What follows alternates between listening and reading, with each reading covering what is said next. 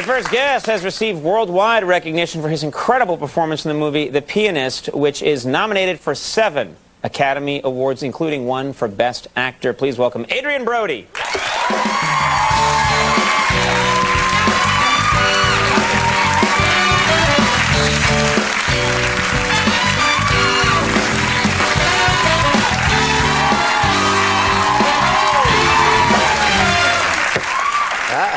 Thanks for being here. Oh, thanks for having me back. I saw this movie this weekend, and everyone has the same reaction. It blows you away. It's not always an easy film to watch because it's such a powerful, intense story. But the first thing that struck me when I saw the movie is we've had you on the show before, is that you lost for the scenes where you're literally starving to death. It looks like you're actually starving to death, like you didn't eat any food. Is that the case? I ate a little, but how much weight did you lose for this role? I'm 6'1". I went down to 130. Oh my God! In 6 weeks. 6 weeks? How do you do that without just cutting fat off of you with a knife? I got deathly ill first, which took about 5 pounds off right away. Good move. Yeah. I have an idea. I'll come close to death with an illness. Threw up for days. And yeah. It was an instant diet, and then. You know, you just eliminate anything that's remotely enjoyable, and you're home free. I like how everyone tries to make diets always sound fun. Like, you can eat all the hamburgers you want and still lose weight. And you're saying, no, give up everything that's enjoyable completely. Pretty much. And the weight will drop off of you. Pretty much, yeah. You are obviously a very intense actor, and you take these things seriously, and I believe in the method. You torture yourself for different roles, including a role where you played a ventriloquist. Is that right? Yeah, I mean, that wasn't quite torture. I mean, it was torture for people that would have to deal with me, because I had about 2 weeks to learn how to be a ventriloquist, and I did this movie called Dummy, which will probably come out later this year, and I would basically, you know, sleep with this thing next to me, and I'd have the dummy there, and then we'd talk to each other. Shut up, idiot, you're the idiot. No, you're the idiot. Would you please leave me alone and watch TV together? That's really interesting, you know.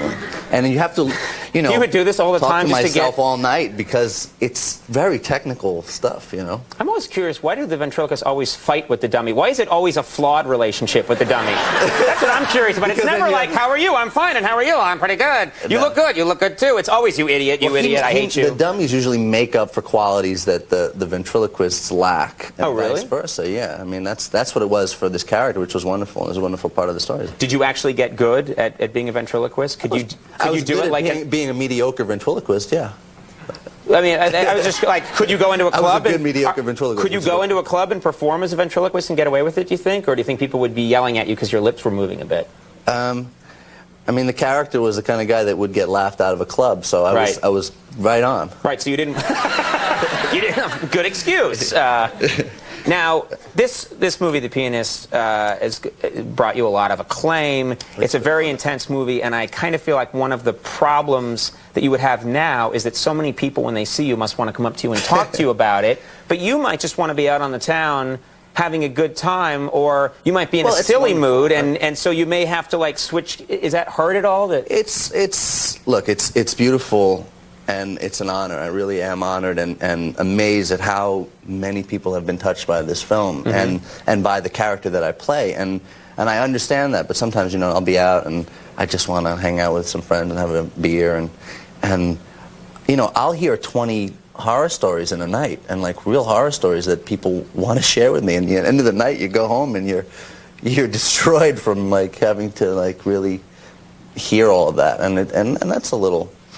It's a little heavy. You could just take it out on the dummy when you got home. Just beat the crap out of the dummy. Leave me alone. No. You had to do a Holocaust movie. Yeah, it's your own fault. 7 Oscar nominations, I think. Is that right? For this film, including for Roman Polanski, the director, and people are saying, obviously, he's not going to come to the Academy Awards. There's a belief that he's not going to be there to accept his award. Would you be the one that would go up and accept in his place if he won? I don't know. They sprung it on me at BAFTA, which is the British Academy Awards, and he won Best Director, and you know, he wasn't there, and I assumed the producers would go up and accept for him, and they got on the microphone, they said, and we'd like nominee Adrien Brody to come up and accept for him, and I was sick as a dog, and I had no idea what I would say, and I coughed on myself as the cameras were on me getting up, and I got up on stage, and I I mustered up something to say, and it was, it was an incredible experience for me. And then everyone came over to me afterwards, and they said, what a wonderful, emotional speech you made. And it was really that I was congested. And nervous. Yeah, right. And it looked... People were like, he can barely speak with emotion. So you should try and get sick just before the Oscars if you can. That's how I'll do it. We have a clip here from the movie. At the end of the film? I think, if I'm correct, this is where your character has been... Yeah, he's playing for the German officer, I believe. He's been in hiding, and this is... A German officer discovered him and found him. And he thought he was going to be turned in, and instead the German officer just said, will you play the piano for me? He plays, his life depends on it, basically, and wants to make sure that he is a pianist. All right, let's take a look at this clip from The Pianist.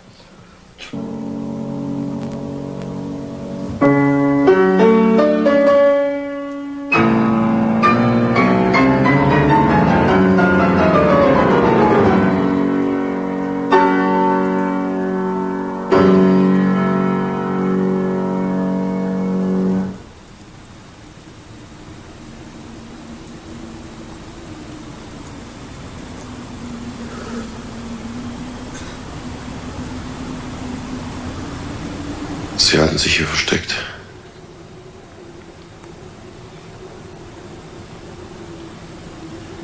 Jude. Well,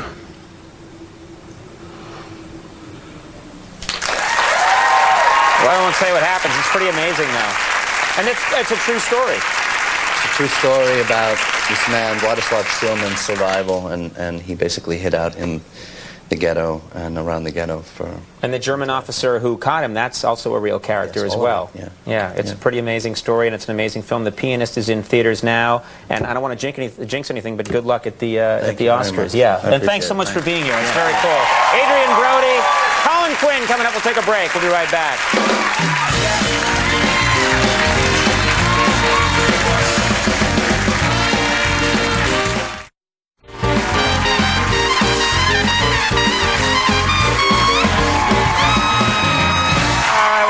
Colin Quinn coming up in just a bit.